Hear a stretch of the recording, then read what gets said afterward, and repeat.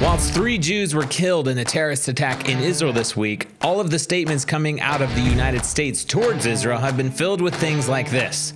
Don't you dare annex any part of Judea and Samaria. You're not allowed to choose your own defense minister. You need to work hard to restore calm and quell the violence on both sides. Their anti-Israel sentiment could not be more apparent.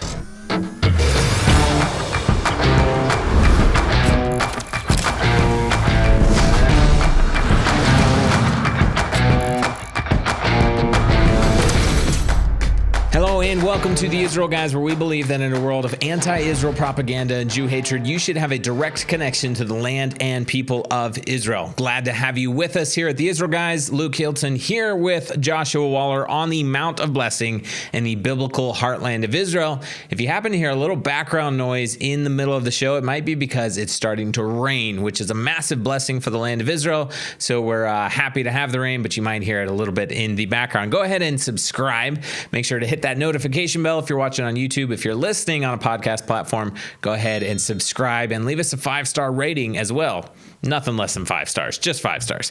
Guys, follow us over on social media, Twitter, Facebook, and Instagram at The Israel Guys. And I just want to mention that our next available volunteer programs here in the land of Israel will be an all-men's pruning trip in January and February. Go check out the dates at serveisrael.com or click the link in the description below if you want to have a life-changing trip in the land of Israel where you get to serve with your hands and feet. So we're going to start off with, I don't know, maybe I should let Josh set this one up. He's been just itching to get this one out there to you guys. Well, really, because what in the world's going on in the State Department right now? Like, you have terrorist attacks, and then you have this response that's just absolutely mind-blowing.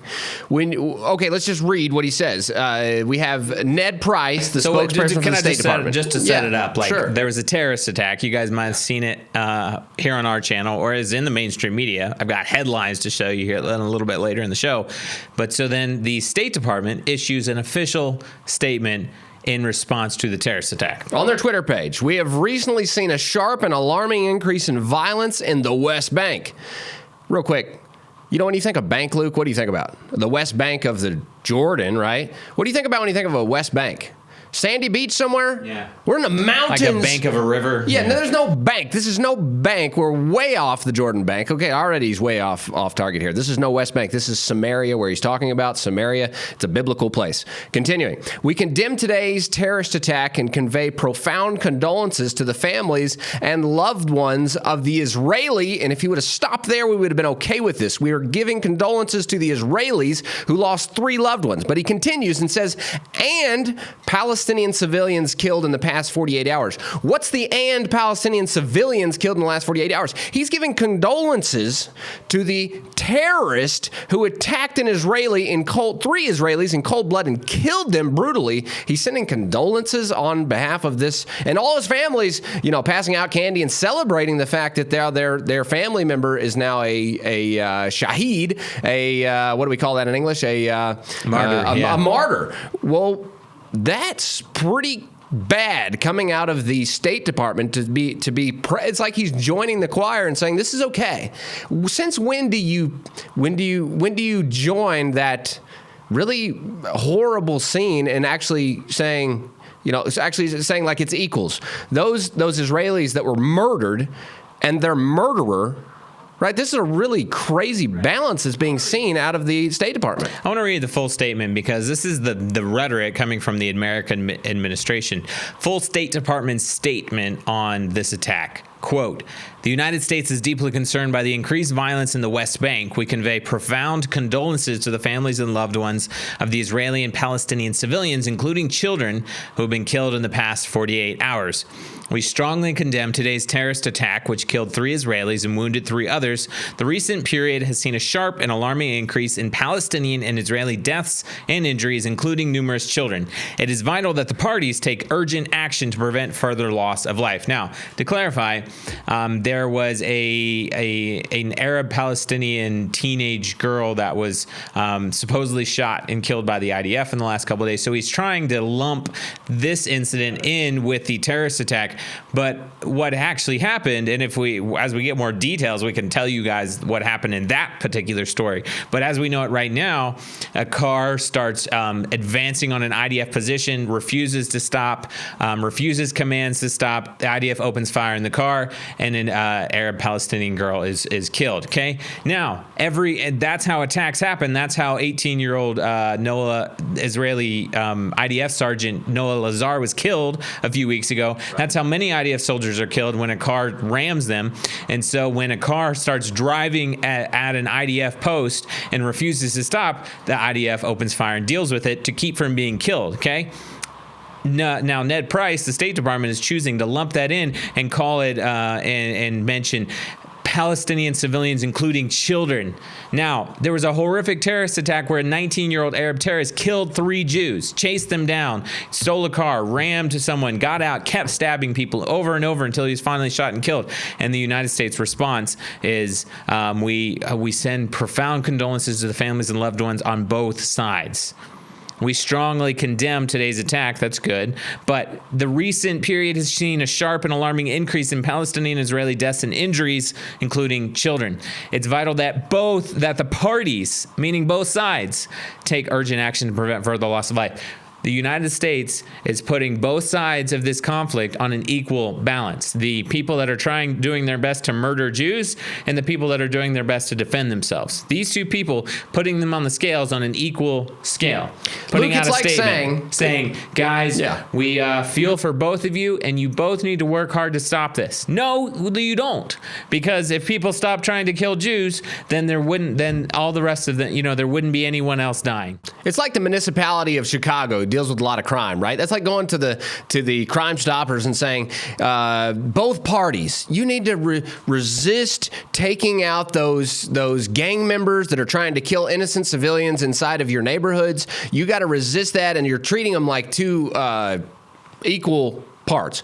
No, absolutely not. You don't treat these gang members, these terror groups, on equal with the one who is actually the one responsible for law and order in these towns. This is ridiculous that the United States State Department is treating Israel as another member of the gang. Like that, literally, that's what they're treating Israel like. Israel's got its gang member kind of deal here, and the Fatah over here, and this is how they lump them together. No, Israel's not a member of the gang. Israel is responsible for law and order in the nation of Israel and is doing its utmost to protect its citizens, and yet there's this gang, literally a gang over here with no law and order, attacking Israelis, civilians that is, and you never know when and where. And they're trying to do their utmost to protect these citizens, and yet the State Department is backing the gang as though it's equals with the state of Israel and this highest level of morality.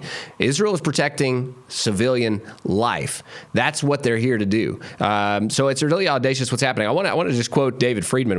Ambassador David Friedman was one of the highest level, and we have the greatest honor and the highest respect for former Ambassador David Friedman. I just want to say, because he had a response to this, Luke, that was really, I think, spot on when he says, to my American friends who wonder how Itamar Ben-Gvir and Bezalel Smotrich, these are the two that are rising in the right here, came to lead Israel's third largest party. Here's a good clue. How would you expect Israelis to react as they continue to bury the victims of terror and care for households without parents? This is very straightforward, and I believe this is correct. Ambassador David Friedman got it correct.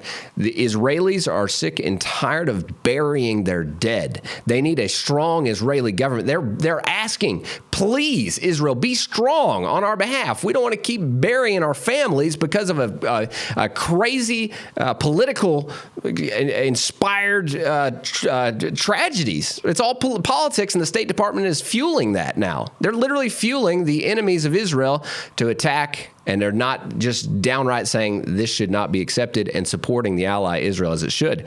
David Friedman continues in another tweet. And for all you trolls out there, no, this does not go both ways. He makes this very clear. Israelis almost never murder Palestinians, and if they did, the entire nation of Israel, including the far right, would support the harshest penalties against the criminals, and no one would celebrate. He got it exactly right, and we want you to know that. And I mean, he says celebrate because there's videos circulating online of Arabs in Gaza and in different parts of Judea and Samaria handing out sweets in the streets for free, handing out candies, celebrating the fact that 3 Jews were just killed by a Muslim terrorist. So barbaric. This is what's happening. I thought it was interesting that I didn't realize this, but after this latest attack, Israel has basically recorded the highest number of terror victims since 2008. That's almost in the last 15 years. They're experiencing more terrorism. We're going to talk about the politics going on. The United States interfering with Israel's politics, trying to prevent certain people from being appointed to positions in the government. But I have a feeling that some of those numbers might change soon because we're about to get some very strong conservative men in Israel's high levels of government. A good thing that happened after after this latest terrorist attack is that Defense Minister Benny Gantz canceled hundreds of entry, work, and residence permits in Israel for family members of the terrorists that just murdered 3 Jews. If you didn't know, tens of thousands, I was trying to remember the number, I think it's about 100,000 Arabs from Judea and Samaria have permits to work in Israel proper every single day. And it would only make sense in my mind that if you commit acts of terror or you're related to somebody who does, you shouldn't have a permit to go cross out of your hometown into Israel proper and go to Tel Aviv and have a job on an everyday basis. Hey, you're racist now, Luke. This is literally what you said is what Itamar Ben-Gvir is telling the world, and this is what they're calling him a racist for. Because if somebody kills a Jew, he should be sent out of Israel. They're saying that's a racist. Protecting your home, protecting your family. Well, yeah, come on. This is pretty straightforward. Josh, I do want to bring out the crazy headlines. You might expect it from the mainstream media by now, but crazy headlines in the wake of this terrorist attack. But first, I want to quickly tell you guys about today's sponsor, Atlas VPN. VPN stands for Virtual Private Network, and it makes all of your internet traffic travel through an encrypted tunnel. It protects you from spying, public Wi-Fi dangers, and hides your IP address and your online activities. You can even set your device to use a virtual location. Now, sounds complicated, but a VPN basically protects you when you're on the internet. Today's world, you need to think about hackers, scammers, people that are trying to steal your identity, steal your passwords, bank account information. Basically, you need to be protected when you're online, and that's where Atlas VPN comes in. Right now, you can get a steal of a Black Friday deal because you can get Atlas VPN Premium for just $1.70 per month plus 6 months extra with a 30-day money-back guarantee.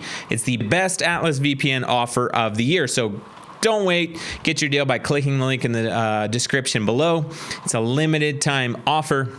If you're like us, you spend time on the internet, you need to be protected. It's basically the digital version of having a security system at your house. If you have a fence in your yard, this is like having a fence around your digital when you're online. You might think getting Atlas VPN is super complicated or techie, but it's actually really easy. It only takes a couple minutes and just a few steps to download, install it, and start using the service. Again, don't forget, Atlas VPN is running a huge Black Friday deal. You get Atlas VPN Premium for just $1.70 per month with a 30-day money-back guarantee. Use our link down in the description below. If you want to be protected on your computer, your phone, your tablets while you're on the internet, download Atlas VPN today. So I was on Twitter, Josh, and saw some of these crazy headlines, so I started Googling them, and I found even more crazy ones. Now, if a terrorist attack happened in Israel, 3 Jews were murdered, then the mainstream media, when they're reporting it, the headline should read something like, terrorist attack leaves 3 Israeli Jews dead, right? Yeah, how about Palestinian terrorist attack? Terrorist kills 3 Israeli Jews in Israel? Not like that, you would think. It makes sense, right? The headline, that's what happened. Let's run through some examples. CNN, 3 Israelis killed in attack in occupied West Bank. Just it's not a lie. It's not false. No, but it's just loaded a little bit with twisted politics. because not only were 3 Israeli killed, but they were killed in the occupied West Bank. Reuters, Palestinian kills 3 in West Bank as Israeli politics veers rightward. It's the right-wing Oh, it's because Israel elected a right-wing government that a Palestinian killed 3 in the West Bank. ABC News, Palestinian kills 3 Israelis, wounds 3 in West Bank stabbing. New York Times, Palestinian assailant kills 3 Israelis in West Bank. Haaretz, this is Israeli news, no excuses for them. 3 Israelis killed in West Bank attack, Palestinian assailant shot dead. Now, Josh, is there one word that was missing from every single one of these headlines? Well, a very important word, and that is terrorist. Terrorist. Everybody's refusing to just, who did, it was a terrorist act. The Palestinian government sponsors people to commit acts of terrorism. Where's the word terrorism? How about PA terrorist kills innocent Israeli civilians? Where's that at, right? That would be the actual quote. The guy is putting gas in his truck, and this Arab terrorist runs and stabs him in the back. Okay, none of these. They all miss the word terrorist. They're not. They're trying to. Yeah, they're trying to politicize this. Best case scenario is 1 or 2 of them that actually said the word assailant. Yeah. The rest of them just said the Palestinian shot dead after, or like 3 Israelis killed in the West Bank. Oh, and by the way, the guy was shot dead too. Poor guy. Right. Well, an assailant would. He killed 3 people and then he got shot dead. Assailant is like he was just assailant. He was mad about something, so he was a fighter. A terrorist is somebody that's connected to the COG, right? It's a war, a terrorism. This guy is connected to a terror group. He's not just a single assailant. Like radical extremist, radical jihadist? Yeah. No, just a Palestinian guy that killed 3 Jews, and poor guy, he got killed in the process. And that's what these headlines kept murdering Jews until he was shot dead. He stabbed one guy, steals a car, jumps in the car, drives down the highway, rams into several other cars, I think caused an 8-car accident, jumps out, steals I think he stole another car in the process. Then he jumped out when he couldn't go any farther, stabs another Jew, runs down the highway before he's finally shot and killed. Who knows how many more people would have died if he hadn't been neutralized so quickly. But in the meantime, 3 Israeli Jews are laying dead, and all of the international mainstream media, all of them definitely reported this story, and every single one of them got it completely wrong because they absolutely refuse to say what it is. A radical, jihadist, extremist, Arab terrorist who chose to kill Jews for absolutely no reason. And not just any Jews, innocent civilians who are just pumping gas at a gas station. No connection whatsoever. It could have been anybody. It was not targeted. It was just an innocent person standing there. There was no wrong of himself at all. Just happened to be at the wrong place at the wrong time. And that was his fate. And his real fate was just the fact that he was Jewish. That's the real fate. If you're Jewish, you're targeted to be killed. It doesn't matter which Jew. It's just you just need to be Jewish, and they're attacking you. What I find is Luke, you just mentioned terrorism up high as has been since 2008. You said, what kind of political scene have we seen since 2008? Right. Back in Obama days, back in those days when you had so much, Israel was not backed. There's a direct connection between the leftist governments and the weakness of Israel. Because guess what? Right now, the coalitions are going on right now. If Israel's trying to put together a government, but they feel zero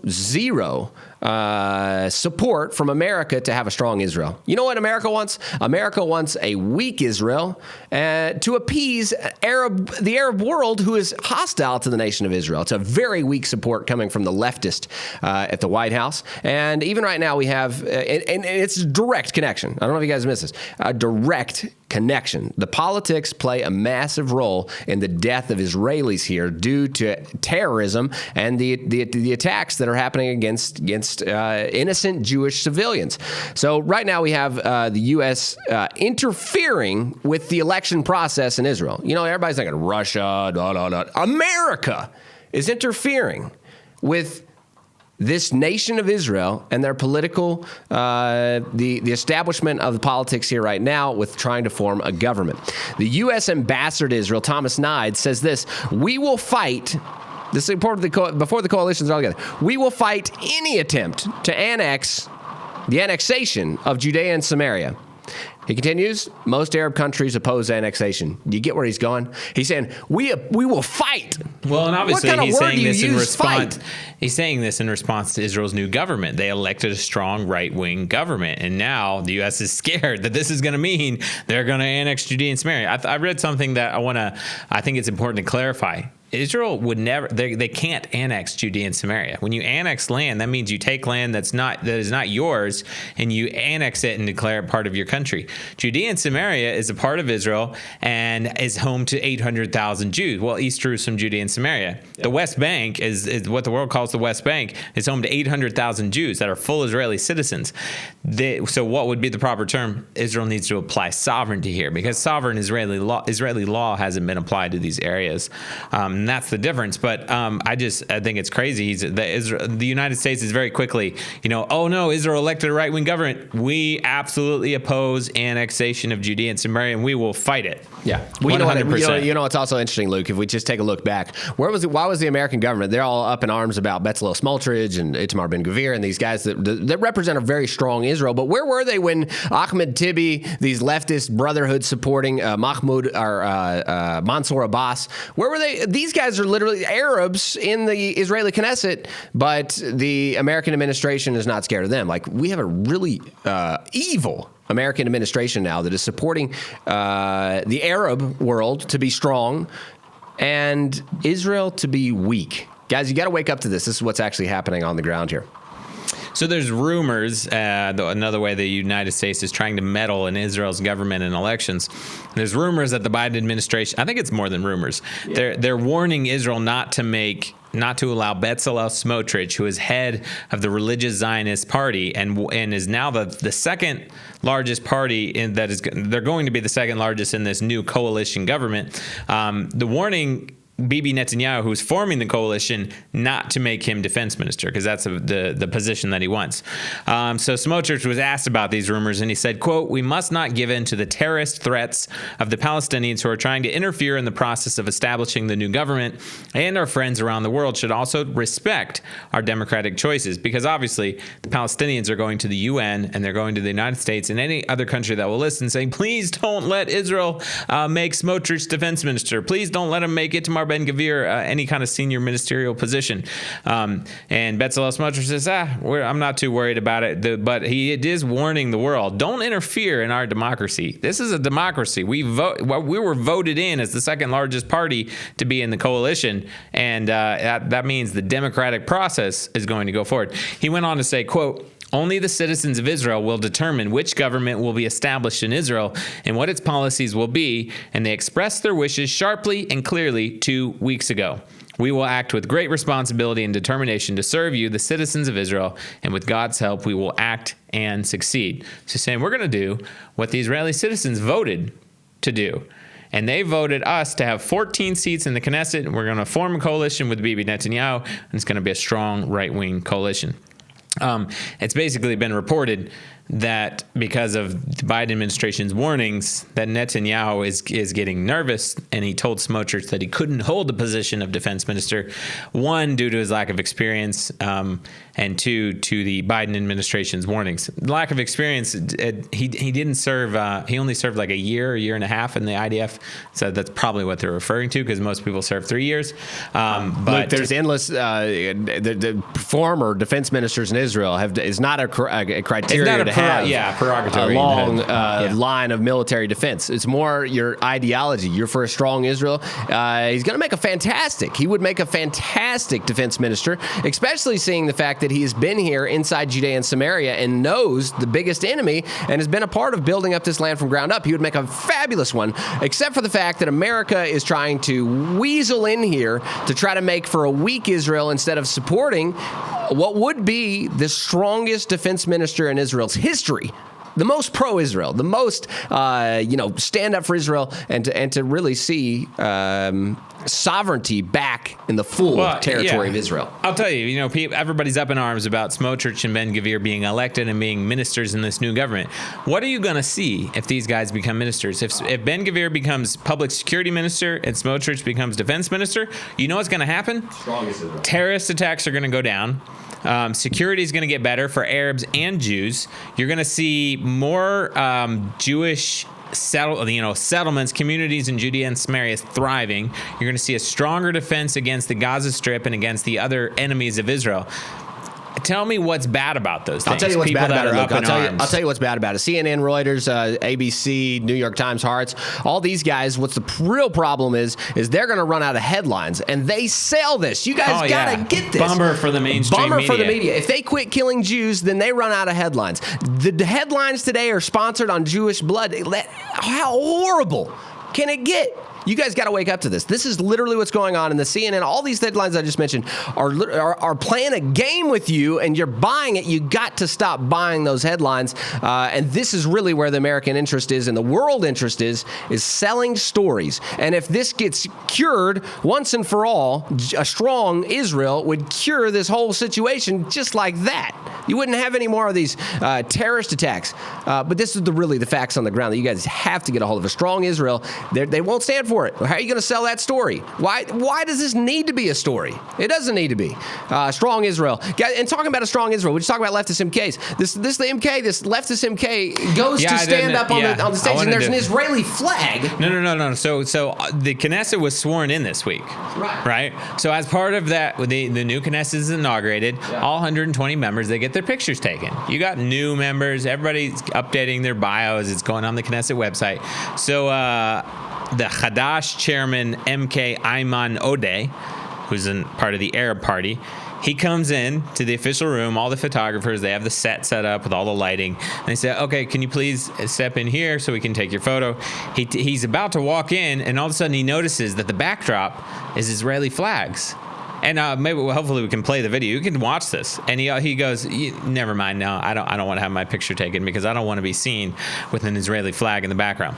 This is a member of Israel's Knesset. You're up in arms about Ben-Gvir and Smotrich being elected to Israel's government.